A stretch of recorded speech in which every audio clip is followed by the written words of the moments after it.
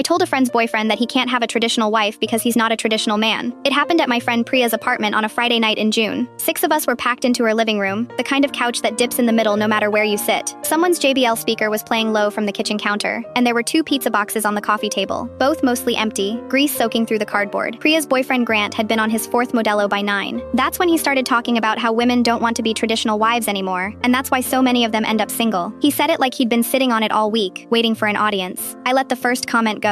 I just said something short, that in 2025 women don't need a man to build the life they want, and went back to my pizza. But he kept going. He talked about how women used to take care of their husbands and their homes without complaining, like that was some golden era he'd personally been cheated out of. Priya laughed it off from the armchair and topped off her wine. She didn't argue with him. She never really did. By the 3rd round of it, I was done being polite. I put my plate down and told him straight up that he can't have a traditional wife when Priya splits every single bill with him 50-50 and works more hours than he does at the dealership. I said he wasn't a traditional husband either, because a traditional husband provides enough that his wife doesn't have to work 2 jobs just to keep the lights on. Then I said the part I probably shouldn't have. I told him it sounded like he wanted another mommy, not a wife. The room went dead quiet. Someone's fork scraped a plate too loud. Grant's jaw tightened, and he said my way of thinking proved his whole point, whatever that meant. Priya changed the subject fast, asked if anyone wanted more pizza, and the night limped along until people started grabbing their coats around 11. 2 days later, Priya texted me. Grant was upset. He felt embarrassed in front of everyone and wanted an apology. I told her I wasn't going to apologize for responding to a rant he started. She said she didn't think I was wrong, but she didn't think I was right either, and maybe I should have just let him talk since he'd had a few drinks. I left it alone after that. We didn't talk much for almost 2 weeks. Then on a Tuesday night, she called me crying so hard I could barely understand her. She'd gone to move money into their joint savings for a trip they were planning, and found the account almost empty. She pulled up his direct deposit history out of panic, thinking something got stolen, and saw there hadn't been a single paycheck from the dealership in 11 weeks. He'd been let go back in March. Told her every morning he was heading to work, put on his polo, left at 8, came home at 6 smelling like the same cologne. She found receipts from a sports bar off Route 9, charged to their joint card, almost every weekday afternoon. Nearly $4,000 of her money gone since March. On beer, on a fantasy football buy-in, on a hotel room in April she still couldn't get him to explain. He'd been coasting off her paycheck for months while telling her, and everyone else, that women didn't want to take care of their men anymore. He needed her working full-time and asking no questions so he could keep pretending. My comment had gotten under his skin because it was true, and he knew it. Priya asked me to come over the next night when she confronted him. I sat on that same sagging couch while she set his bank printout on the coffee table between them. He tried to spin it, said he'd been about to tell her, said he'd had interviews lined up. She asked him to name one. He couldn't. She told him to pack a bag and be out by Friday. He looked over at me, still trying to save face, and said this was exactly the kind of thing that ruins relationships. Women turning on their men. Priya didn't even look at him. She just said, "You lied to me for 11 weeks and spent my rent money at a sports bar. Get your stuff." He was gone by Friday afternoon, 3 duffel bags and a PlayStation box shoved in the trunk of his Honda. Priya changed the locks that same day.